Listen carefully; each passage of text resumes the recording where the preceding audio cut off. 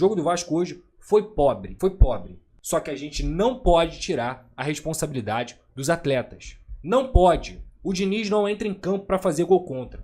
Não entra. Quem entra em campo para fazer gol contra foi o Carlos Cuesta hoje. Que, aliás, depois do grande início que ele teve com o Vasco da Gama, até porque o nosso parâmetro era um João Vitor da vida, era um Lucas Oliveira da vida, ele caiu de rendimento.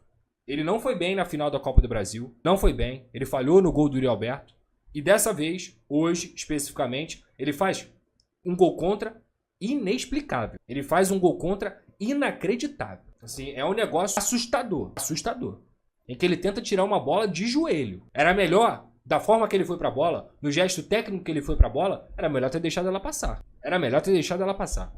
E aí, tinha ali, se eu não me engano, era o Barros na cobertura, o Leonardo Jardim poderia ter saído. Do jeito que foi pra bola, porra, isso não existe, cara.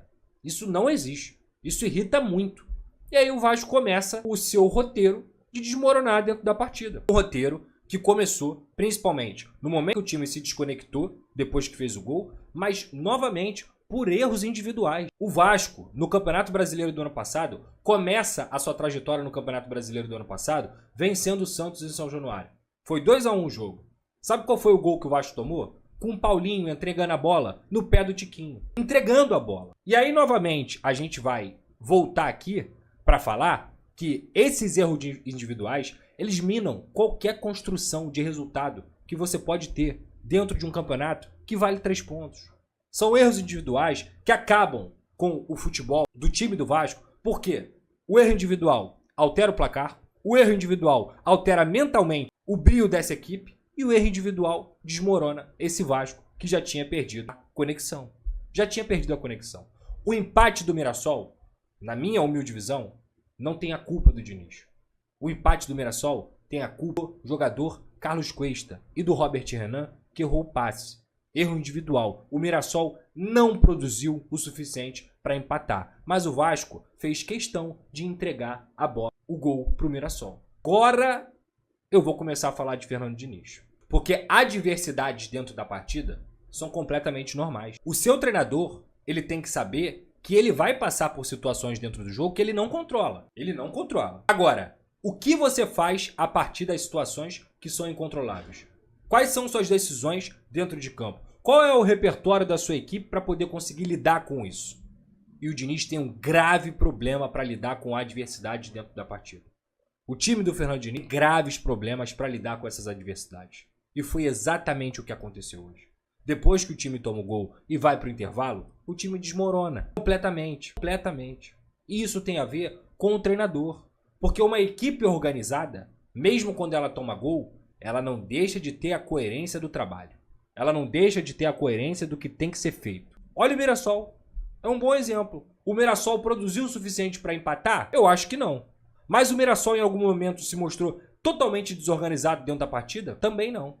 Muito pelo contrário.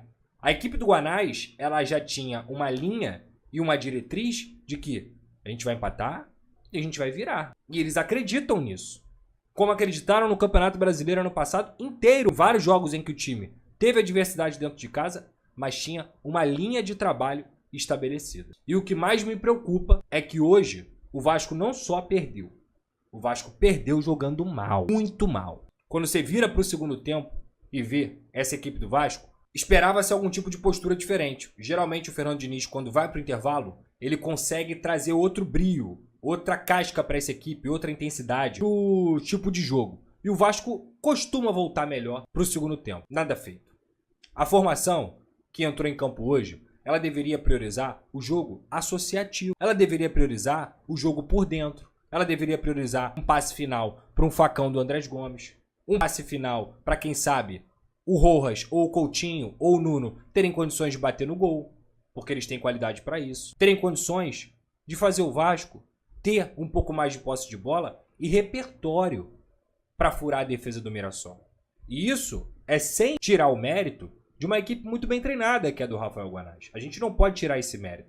O Mirassol joga certinho, o Mirassol faz balanço certinho. Cada jogador, independentemente de nível técnico, tem claramente o que ele tem que fazer, qual é a função dele, na cabeça dele, dentro de campo. É muito diferente a forma como o Mirassol se defende e a forma como o Vasco se defende.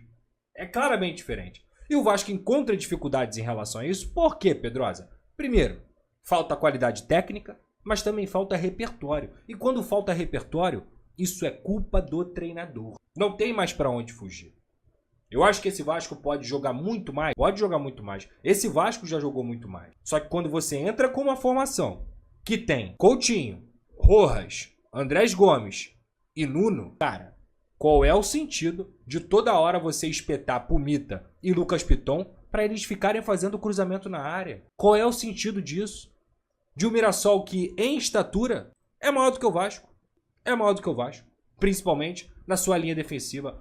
Veja bem, hoje o ataque do Vasco ele foi formado por Andrés Gomes, Coutinho, Nuno Moreira e Rojas. O Coutinho tem 1,72, o Nuno Moreira tem 1,73, o Andrés Gomes tem 1,72 e o Rojas tem 1,80. A linha defensiva do Mirassol tem o Igor Formiga com 1,75, o João Vitor com 1,88, o William Machado com 1,85 e o Reinaldo com 1,78. Aconteceu o que aconteceu no primeiro tempo, de um cruzamento acertar o Coutinho.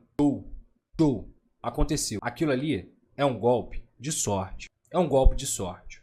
É um cruzamento bem feito e um jogador que se antecipa dentro da jogada e consegue fazer o gol de cabeça. Mas a ideia do Vasco é jogar com cruzamento? Porque se na cabeça do a ideia do Vasco é priorizar a lateralidade para poder jogar com cruzamento, ele entrou com a formação errada. E eu nem acho que ele tenha entrado com a formação errada. Mas se o time dele tá trabalhando a bola e produzindo com cruzamentos, sem centroavante, tem alguma coisa errada. Alguma coisa muito grave aconteceu. Aí é na passagem de ideias? Pode ser. Aí é na decisão tomada do atleta? Pode ser também.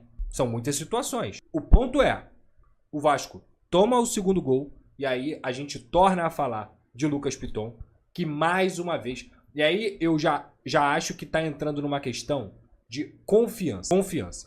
O Lucas Piton perdeu a confiança. E para ele voltar a jogar minimamente bem, a ponto dele contribuir com o Vasco ofensivamente, porque defensivamente ele sempre cometeu falhas, mas raramente o Lucas Piton cometia falhas com bola. As falhas dele, defensivas, eram sem bola. É a falha de não subir num cruzamento. É a falha de ter jogadores nas costas dele para poder completar o cruzamento. É um posicionamento errado. O Lucas Piton, nessa temporada, tá falhando com bola. Errou a condução contra o Maricá, afastou mal uma cabeçada contra o Flamengo e hoje, cara, hoje ele largou, perdeu a bola. Num campo perfeito, numa bola perfeita, que ele não tem nada do que reclamar. Ele perdeu por falta de qualidade técnica e confiança. E aí, novamente, ele começou a prejudicar o Vasco.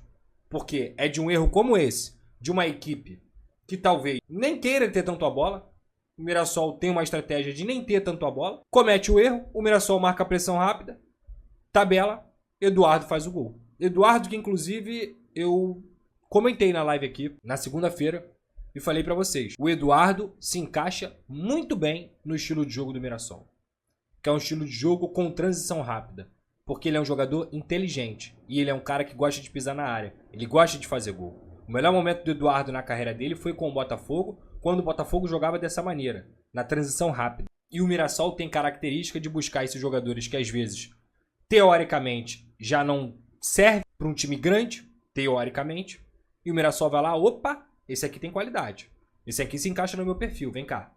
Pegou o Eduardo fez o gol. 2-1 contra o Vasco, no Maião. Após o gol, e aí mais uma vez, situação alarmante, a gente viu o insosso Vasco da Gama, o sem repertório Vasco da Gama, gira e não chega a lugar nenhum. Gira e não chega a lugar nenhum. E o Diniz, pra mim, as mexidas dele são bem justificadas. Eu consigo entender que um time que perde o seu melhor jogador não vai produzir o que produzia antes. E o Vasco perdeu o Ryan.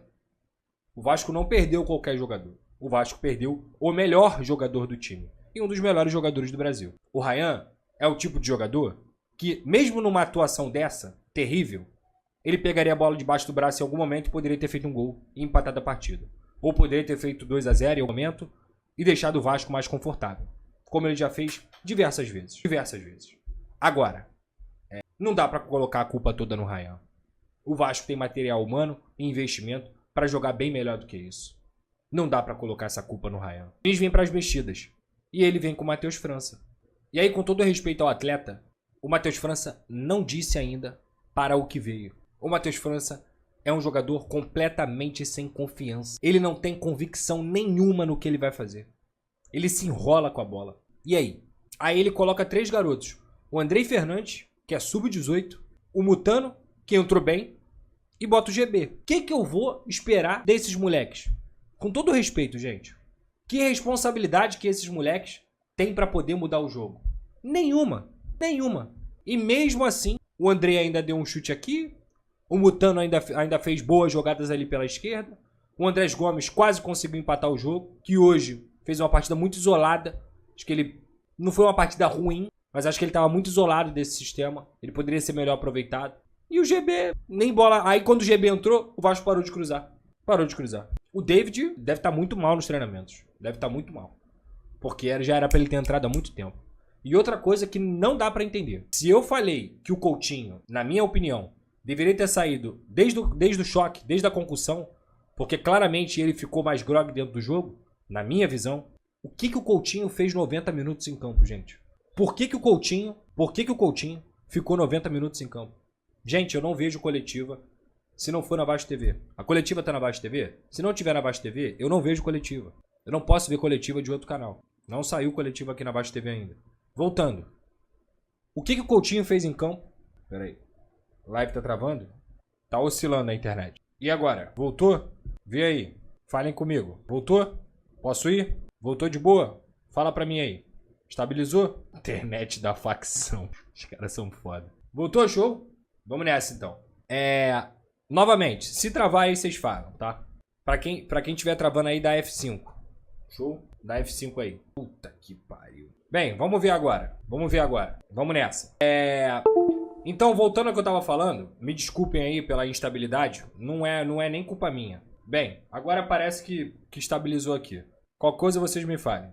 O que o Coutinho fez 90 minutos em campo? Eu não consigo entender. Porque é um jogador que claramente, quando ele perde a questão física, ele não consegue mais desempenhar o que tinha que desempenhar. Ele não consegue, ele não tem força, cara. Ele não tem força. Ele recebeu algumas bolas ali na ponta direita. Ele recebeu algumas bolas ali na ponta esquerda. Que são completamente inexplicáveis. É inexplicável porque ele é um jogador que tecnicamente ele tem muita qualidade. Todo mundo sabe disso. Ele não consegue ter a sequência necessária, física, para poder ajudar o Vasco durante os 90 minutos. Então com 30, com 40 do segundo tempo, ele tá mal? Cara, não dá, tem que tirar, porra. Por que ele não botou o David, que ia estar mais descansado? É um jogador que mal